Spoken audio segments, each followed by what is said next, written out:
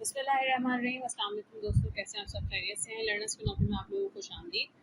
आज हमारी जो टॉपिक है वो है बाथरूम वोकैबुलरी। ठीक है, उसको लर्न करते हैं। पहला जो वर्ड है वो है टॉयलेट यानी कि बैथरूम। दूसरा है बाथटब, नहाने का जो टब होता है हमारा बाथरूम में।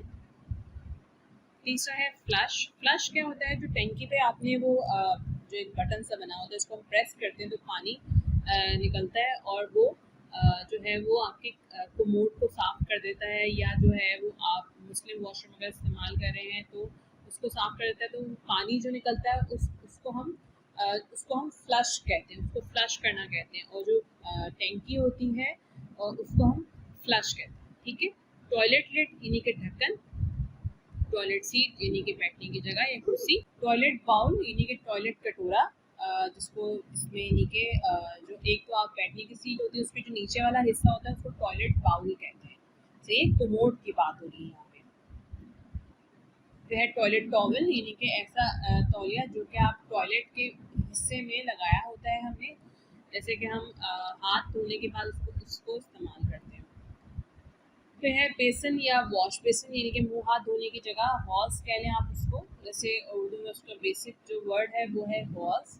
फॉसेट यानी कि दोनों को हम नल ही बोलते हैं।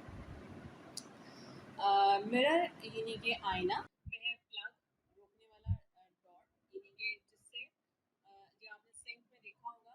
ये हम नेक्स्ट में जो आपको सिंक के बारे में बता रही हूँ। जो प्लग आपका होता है यानी कि आपने देखा होगा कि आपके सिंक के अंदर जो है वो कभी कभी ऐसे सिंक के अंदर आपके ढक्कन से लगे हुए होते हैं जिससे पानी रुक जाता है। सही है, तो उसको हम प्लग कहते हैं।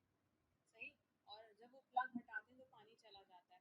सही, तो उसको हम रोकने वाला डॉट या फिर प्लग बोलते हैं। प्लग होल यानी कि वो जो सुराख होता है जिससे पानी निकल जाता है। ये बाथटब में भी होता है और ये वॉश बेसिन में भी होता है, ये आपने नोट किया होगा। फिर है सोप डिस्पेंसर, साबुनदान, जिसको हम बोलते हैं जिसमें साबुन रखते हैं।